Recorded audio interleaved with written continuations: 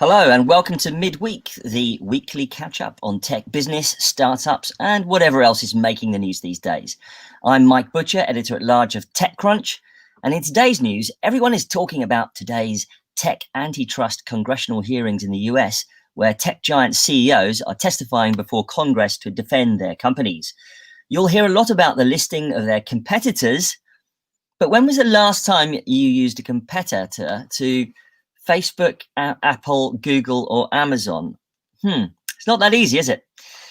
Jeff Bezos' statement in the US House has already been released and underscores Amazon's job creation, investments in social causes, and its role in supporting small and medium-sized businesses.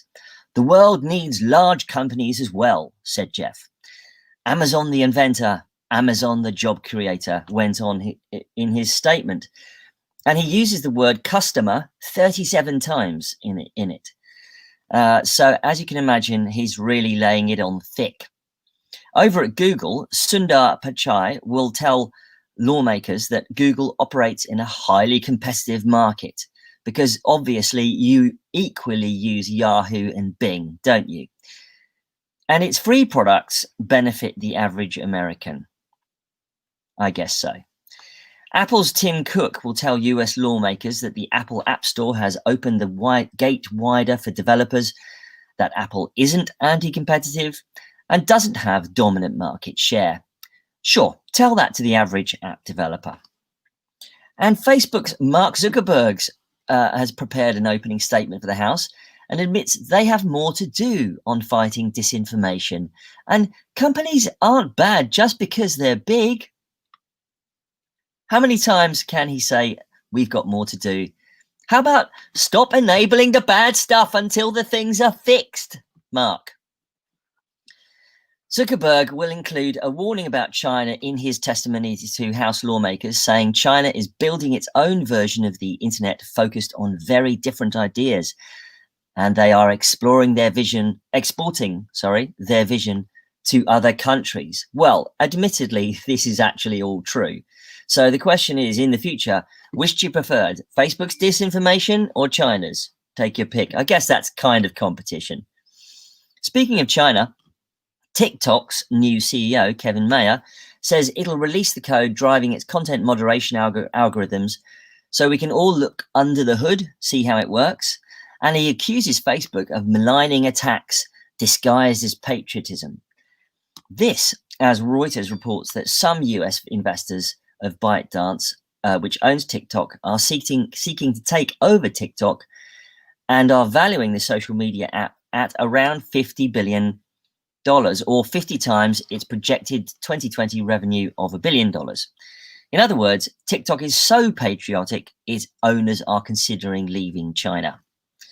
Speaking of disinformation, Facebook, YouTube, and Twitter have all been working to pull versions of a video touting deep breath, hydroxychloroquine as a COVID-19 cure after it was shared by Trump and his allies. But a Breitbart video, excuse me while I'm sick to one side, video containing dangerous coronavirus misinformation went viral on Facebook before it was removed. Trump's new favorite COVID doctor believes in alien DNA, demon sperm, and, of course, hydroxychloroquine. The video in question got 14 million views in 6 hours. So by comparison, the other famous disinformation video about coronavirus called Plandemic got 8 million in a few days. So, as you can tell, bad news travels fast. In European unicorn news, Spotify has reported Q2 revenues of $1.89 billion, up 13% year on year, but ad revenue fell 21%, which Spotify blamed on the coronavirus pandemic. I guess advertisers don't really like to advertise when thousands of people are dying. And fintech startup Revolut just announced that it has raised $80 million as part of its Series D round that it has already announced in February. Now, It's traditional on Midweek with Mike Butcher to have a midweek guest, and I am delighted to bring on board Holly Jacobus, who's investment partner with Joyance Partners, and she is coming to us live from the United States of America. How are you, Holly? I'm good, thank you.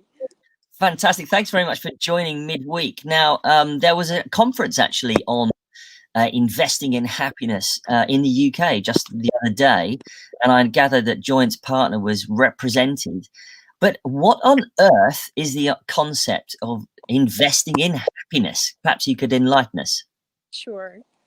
Yes, we as a fund are focused on the intersection of health and happiness, and our most recent fund, sixth fund, Joyance Partners, is focused on companies that create delightful moments. That's a little bit easier to understand, I think. So give us an example of what you might be talking about. Sure. Well, so if we just focus on Joyance for a second, we invest in companies that create delightful moments. For us, what that means is helping people find that more control, more calm, sort of their mental and physical states.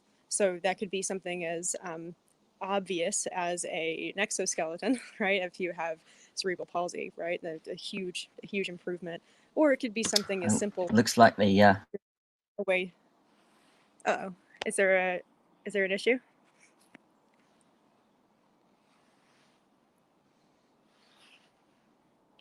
Mike, am I still okay to keep going?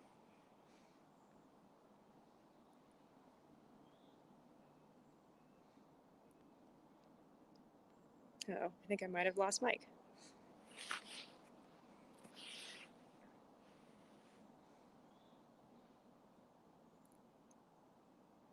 I'm going to keep going just in case.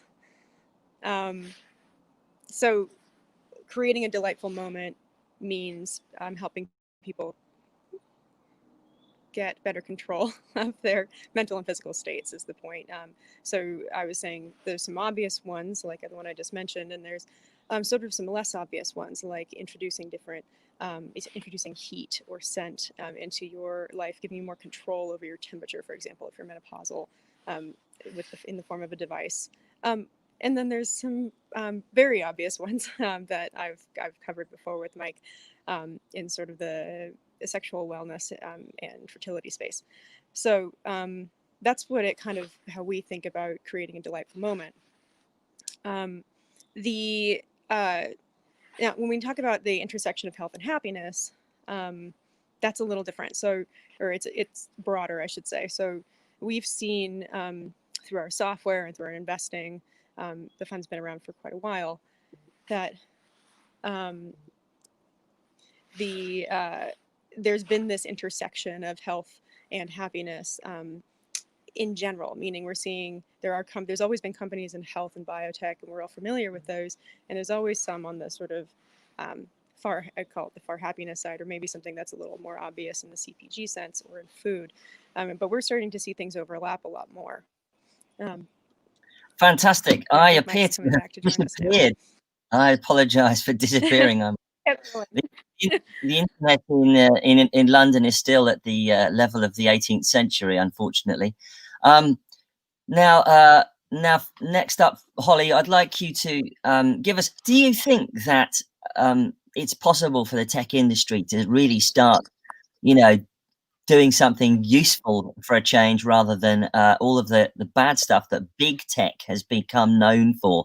The disinformation, the monopolies. And it's interesting that we've got the House congressional hearings on that subject this week when it does appear that, new funds like your own are really trying to kind of fix some of the problems that tech has created. Yes, I do. I mean, maybe I'm biased because I get to look at these wonderful companies all the time, but I think it's similar to every decade. I think that big change comes oftentimes in the form of startups who grow, and usually they end up working with some of the bigger companies that are present. A good example of this is in the meat space, in lab-grown meat and food. You have startups who are entering and pushing the envelope, trying to figure out ways to sort of help with climate change, nutrition, and animal welfare, for example. And they can't do it without big companies as well, because they need companies like Merck, for example, who just recently entered the space, to invest in the things that are really expensive that will take a long time to change without a lot of money funneled into it, like the bioreactors and the Yeah. serums that are necessary. So And yes, I do think that. Yeah, and I noticed that you guys recently, in the last few months, launched a European arm. What is it about Europe that interests investors in your space? Europe's really interesting. So we have been looking at Europe for a while, and basically started to double down in Europe recently. So if you were to look at all of our portfolios, you'd see this increasing focus. And we're obviously growing globally, but in Europe in particular, there is tremendous science. I mean, just wonderful IP coming out of the universities, and really, really great entrepreneurs. It seems that there was not a strong entrepreneurial ecosystem until fairly recently, meaning a support system at the early stage, and then all the way through the growth stages, and then and also on the M&A side. So now it seems like the ecosystem is getting more developed, and we're coming in at the very, very early stage. So we usually invest at inception, or pre-seed, but we try to talk to entrepreneurs right when they start the company, sometimes even before. And what we've heard is that's a big gap everywhere, but also in Europe, and that's where we want to support the ecosystem altogether. But what does Europe have that's really unique? I think you used to see a lot more IP coming out of IP rather that was being turned into companies. Coming out of other areas, because they had a support system for it and a culture built around it. And now we're starting to see that in Europe. And I think that bodes really well for the overall ecosystem. Well, it's been great to talk to you, and thanks very much for coming in. I know that you've got some important other conferences to jump in on right now, so I'll let you go. But for now, Holly Jacobus from Joints Partners, thanks very much for coming on the Midweek Show. Thanks for having me. Thank you.